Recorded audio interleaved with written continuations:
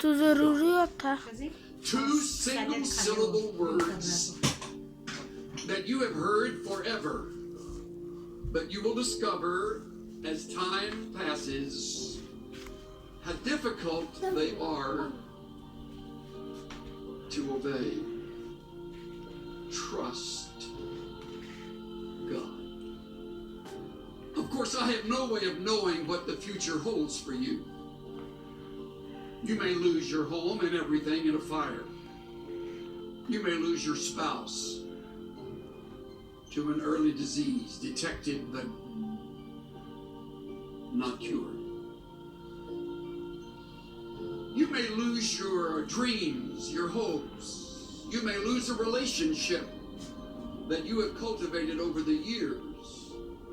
All losses are painful. We prayed just as hard for my father when his health went downhill as we did for my mother. We quoted the same. ये वाली special Dawood के लिए Doubt for you.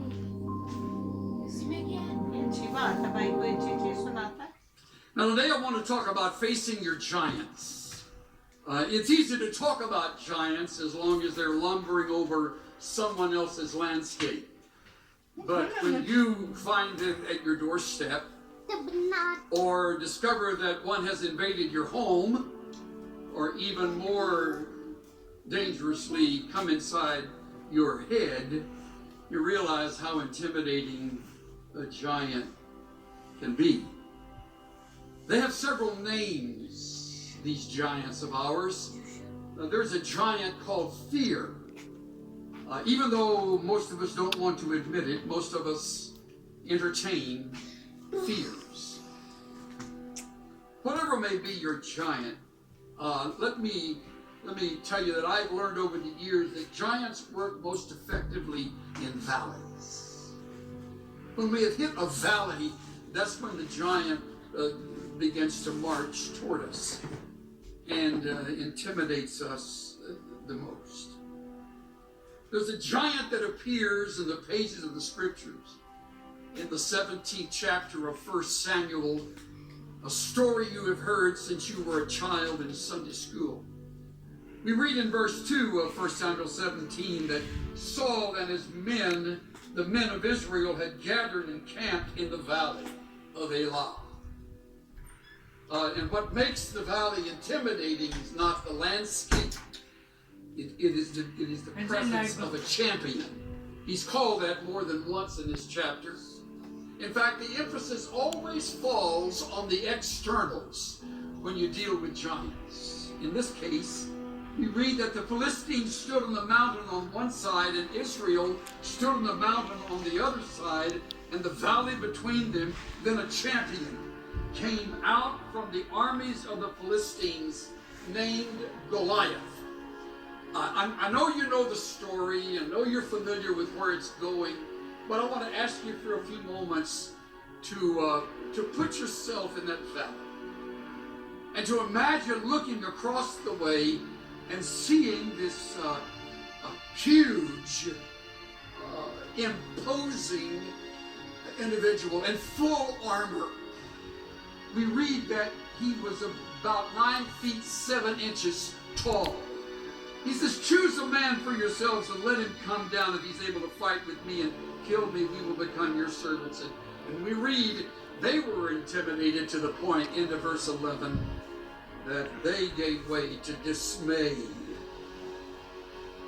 and fear. See it? Greatly afraid. There he is, for everyone to see. He's a warrior from his earliest years, and he's nobody to mess with. And Israel knew it, and all retreated to their tents. Now suddenly the text moves us about 10-15 miles due east to a little hamlet named Bethlehem. And there at Bethlehem there is a family. And the father, whose name is Jesse, says to this young man, David, I want you to take this to those who are in battle. He gives them some supplies, some food. Verse 14 tells us that David was the youngest. Understand, David has never seen the battle. He's been keeping his father's sheep. And so he hears his father. He understands the responsibility, and so he runs the errand, and he comes on the scene, and he sees this situation for the first time. And he hears the voice of Goliath.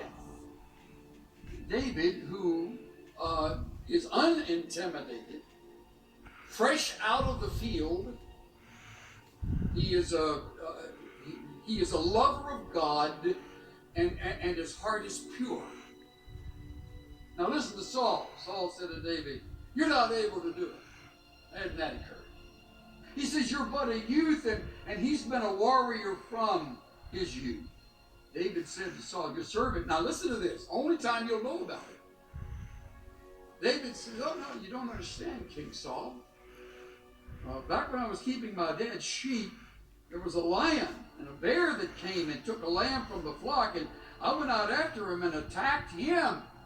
And he said, "Well, a lion come," and look at how he puts it. He said, I went after him and attacked him and rescued it." That's the lamb from his mouth. "And when he rose up against me, I seized him by the beard and struck him and killed him."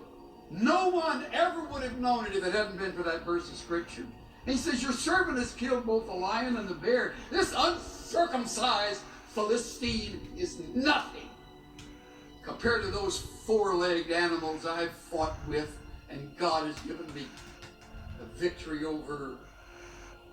David said, "The Lord who delivered me," look at his eyes. His eyes are on the Lord.